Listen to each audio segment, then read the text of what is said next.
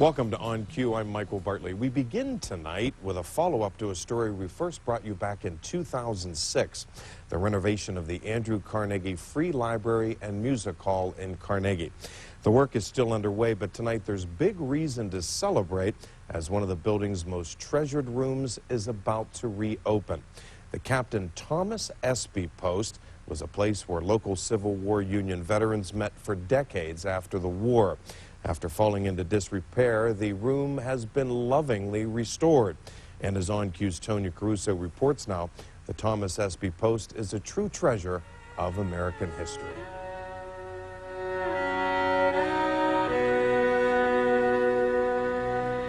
The Civil War was the defining chapter in our nation's history. It still resonates profoundly. To find an original room with original artifacts, just like the day the veterans left for the last time.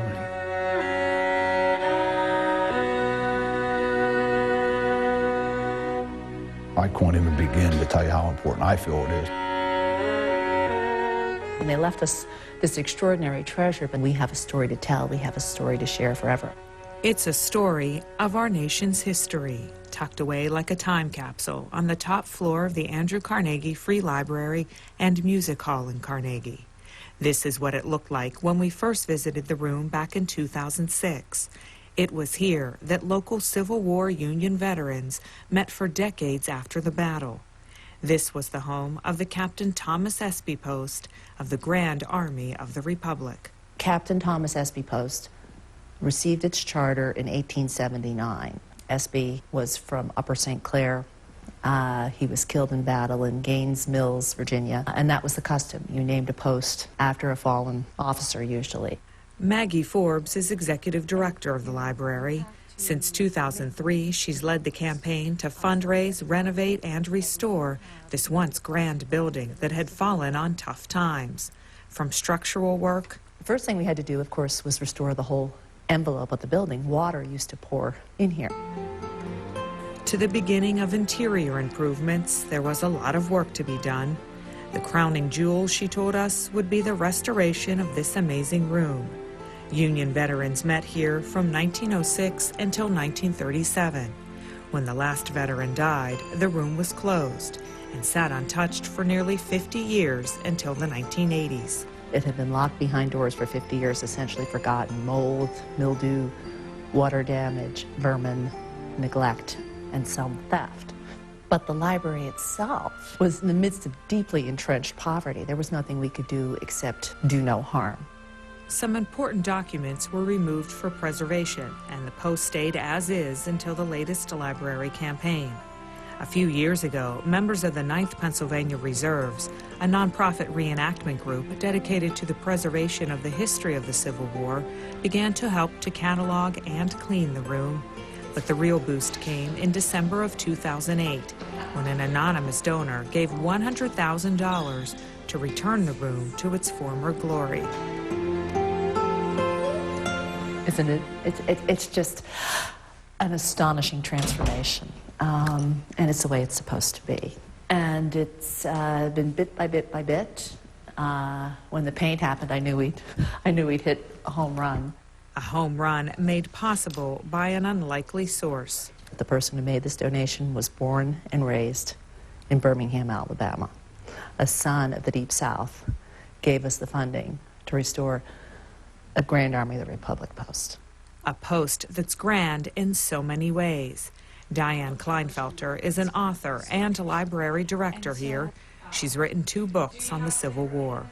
I believe that this is probably the only room left in the country that is exactly the way it was when the veterans met. There are other GAR posts throughout the country, but most of those have been turned into multi-purpose space. This room, for better or worse, was locked up all those years, and so we have all of the artifacts, the manuscript collection, the books. Everything is the way it was. Which means everywhere you look in this room, there's a treasure. Treasures the veterans themselves counted and cataloged. The veterans themselves, knowing that one day they would all be gone, and how important the relics were in this room, created an inventory of all their artifacts and how they came by it. And it's extremely valuable, not only to prove provenance for the artifacts, but also in the process of restoration. We had the actual photographs of the room, and so we knew where everything was placed. From the official records of the Union and Confederate armies to uniforms, weapons, other manuscripts, and pictures, every artifact tells a story. This picture shows that we have at least 3 African-American Civil War veterans that belong to this post. And to have an integrated GAR post at the turn of the century was highly unusual. The GAR didn't condone segregation, but we know that it existed. One of the artifacts that got my heart beating when I first came in and saw the room was the official ballot box. Yes, the potential members, prospective members of the post would apply. They were investigated to make sure that they were honorably discharged, and then they came before the post and were interrogated, and then they were voted on. And the voting was done with this box and the marbles. One of the most unusual items in the room is this Union canteen intertwined with a hornet's nest. We know that it was cut from the tree by sons of a former Confederate veteran and presented in 1908 to the commander of this post, and it was brought back here to place amongst the artifacts. I suspect that a Union sniper climbed up a tree in Fredericksburg near General Lee's headquarters and stuck his canteen up there and forgot about it. And it was discovered in 1900. Preservation of these items led to a laundry list of repairs and restoration work. But what we had to do was put in a museum-grade HVAC system so that we could stabilize the collection and take care of it for the future, restore the plaster that was simply crumbling, paint it, put in new lighting, and the new lighting is restoring the original sconces and then getting some wonderful replica chandeliers made and a replica carpet. Labor of love. Yeah. Wayne Rabbit is a superintendent for LANDAU Building Company, which was hired to restore the room.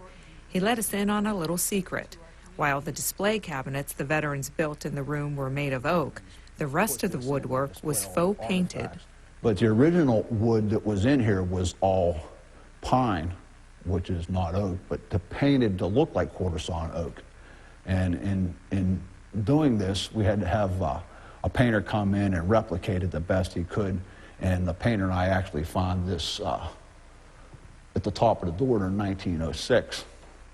So when the veterans were faux painting... When they faux painted, they put their date that they took this room over as their post. I just was like totally amazed. At first I thought, the painter and I thought we were seeing things. So what about the color on the walls? We took a core sample from behind one of the radiators upstairs, a little circle, sent it off to a lab in Bryn Mawr.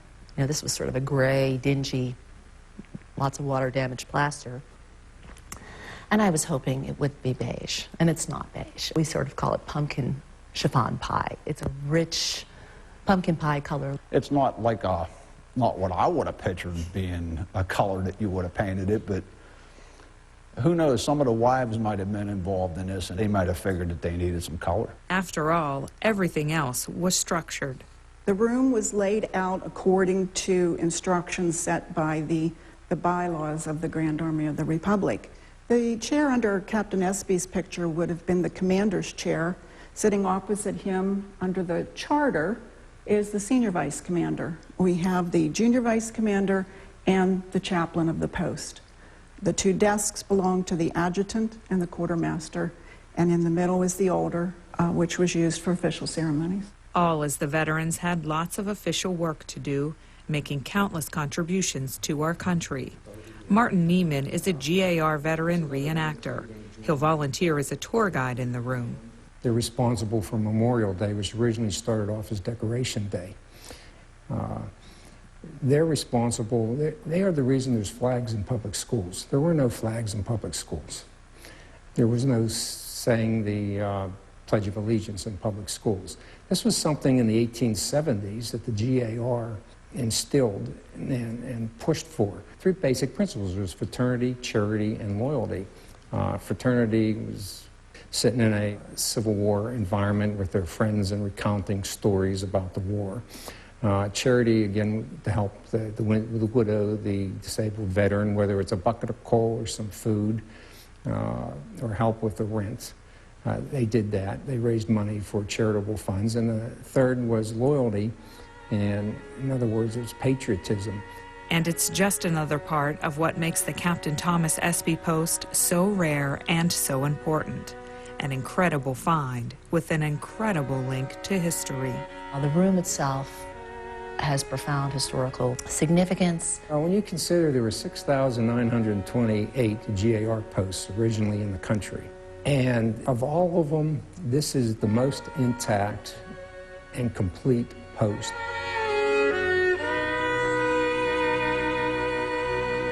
And they left us this extraordinary treasure, but that they gave us the key to bring it back, to know what it was like, to know what we had.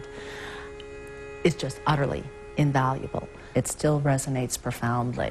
And we have been given the asset to keep that interest, deepen that understanding, so that people do know more about this very, very important epoch in our country's history.